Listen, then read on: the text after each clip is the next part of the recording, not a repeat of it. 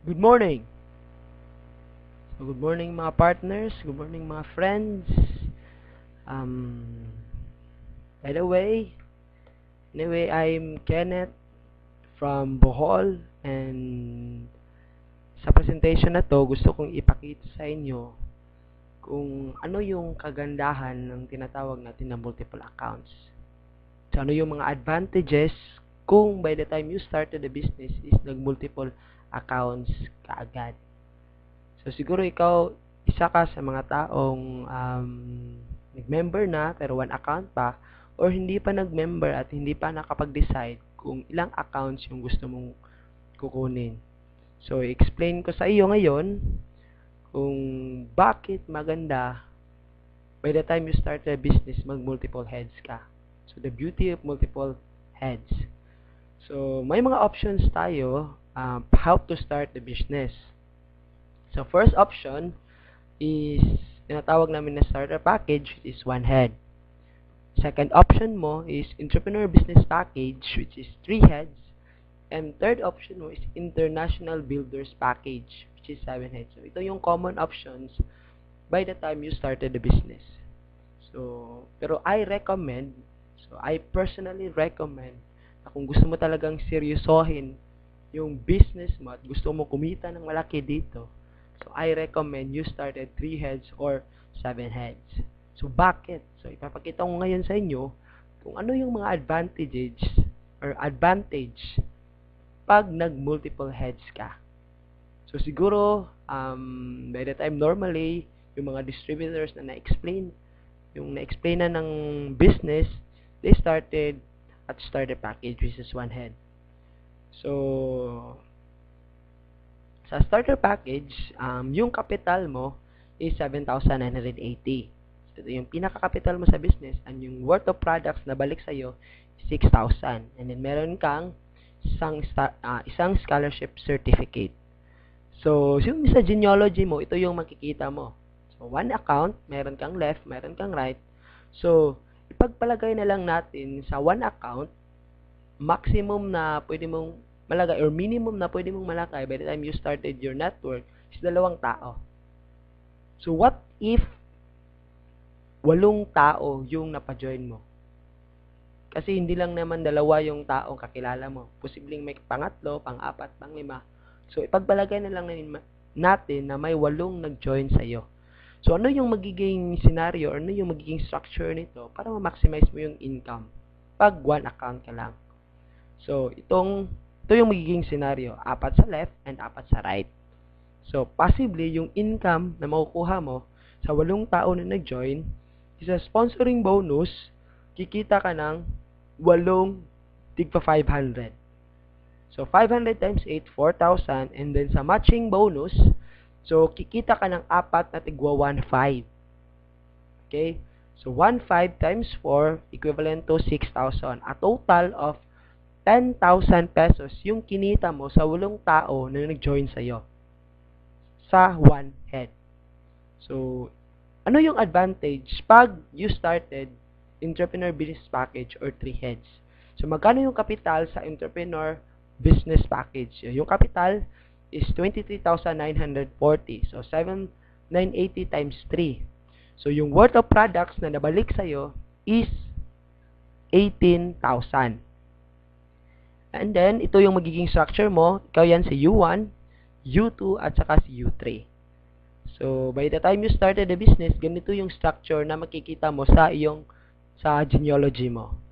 So, mayroon siyang tinatawag na cash payback. Ibig sabihin, by the time you invested 23,940, automatic, kumita ka na agad ng 2,500. So, saan yun? Nanggaling. So, by the time nag-invest ka, parang naka-recruit ka ng 2 tao. So, 500, 500, 1,500, a total of 2,500.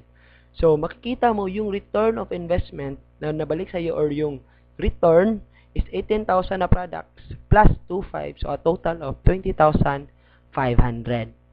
Okay? So, yung cash out, parang yung pera na talagang pinalabas mo, inilabas mo by the time na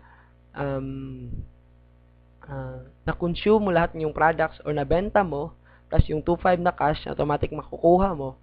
So, kulang-kulang na 3,440 only lang yung napagawas na pera mo. Kasi 23,940 minus 20,500, so nasa 3,440 lang. So, kagandahan nito, mayroong tatlong scholarship or mayroon pa siyang tatlong scholarship na makukuha mo by the time you invested 23,940. So, the same scenario, yung pagpalagay natin nangyari na mayroong 8 taong nag-join sa iyo, ito yung magiging scenario. So, tigda dalawa. So, under kay U3, 2 tao sa left at saka sa right. And then, sa U2, 2 tao left at saka sa right. So, magkano yung income mo? Sa 8 tao na nag-join, ng 3 heads yung, nagsimula ka ng 3 heads. So, yung income mo, the same, sponsoring bonus is 500 times 8, 4,000. Pero sa matching bonus, kikita si U3 ng 2 tigwa 1.5. Okay? Kasi may 2 match na nangyari under kay U3. So, 3,000. The same kay U2, 3,000 din. And then kay U1, mayroong 4 na match. Kasi 4 sa left and 4 sa right. So, total of 6,000. So, kulang-kulang magkano lahat yung kinita mo by the time yung 8 tao nag-join sa'yo. So, a total of 16,000 pesos. Okay? So, yan yung kinita mo by the time yung 8 tao nag-join sa'yo, nagsimula ka entrepreneur business package. So, mayroong last na option, international builders package, na kung gusto mo talagang kumita na malaki, we recommend na ito yung kunin mo. So, magkano yung kapital? So, you invest almost 55,860. So, kulang-kulang mga 56,000. Worth of products na bumalik sa'yo is 42,000. And then, ito yung magiging structure mo sa genealogy mo. So, U1, U2, U3, U4, U5, U6, at saka si U7, nakapangalan yan lahat sa'yo. So, magkano yung cash payback? So, hindi ka pa nagsisimula, automatic, kumita ka na agad ng 10,500. So, i-compute mo lang, 4 na direct referral at nasa 5 pairing yan. So, yung return is 42,000 plus 10,500. So, nasa 52,500. So, kung i-minus mo, 55,860 yung capital, minus 42,500. So, parang yung cash out mo talaga na pinalabas na pera mo is nasa 3,360 only. So, meron ka pang 7 scholarship na pwede mong ipamigay sa mga kakilala mo, kapatid mo, mag-anak mo. So, the same scenario, 8 persons yung nag-join sa'yo. So, ito yung magiging scenario. So, meron siyang 8 leg na maglalagay ka tig-isang tao. Okay? So, yung income mo, magkano yung income mo sa 8 tao? Sponsoring bonus, nasa 500 times 8, 4,000.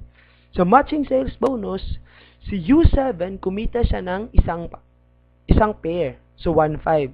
So, si U4, U5, U6, at saka si U7, kumita sila ng tigo 1.5 sa matching bonus. So, lumalabas, si U7 to U4, kumita ka ng 6,000. Okay? Si U3 at saka si U2, kumita ng tigda-2 1.5. So, a total of 3,000 times 2, 6,000. And then si U1, 4 na 1.5, so kumita siya ng 6,000. So, lumalabas yung total na income na kinita mo sa 8 tao is 22,000. So, ano yung pinagkaiba? Tingnan natin yung income comparison. So, sa 8 persons na nag-join sa'yo, pag 1 head ka lang, 10,000 yung kikitain mo. Pag 3 heads ka, 16,000. Pero pag 7 heads ka, kikita ka agad ng 22,000 pesos. So, sa palagay mo, ano yung mas maganda? 1 head, 3 heads, or 7 heads? So, ito yung kagandahan ng multiple heads. The same effort, pero different results yung makukuha mo. Pag nag-1 head ka lang, 3 heads ka lang, and 7 heads. So, ano ba yung gusto mo talagang, paano ka magsisimula? So, nasa sayo na yon. And I hope na mayroon kang nakuha sa presentation na to, and we recommend talaga na mag 7 heads ka kung gusto mo talagang kumita ng malaki sa AIM Global.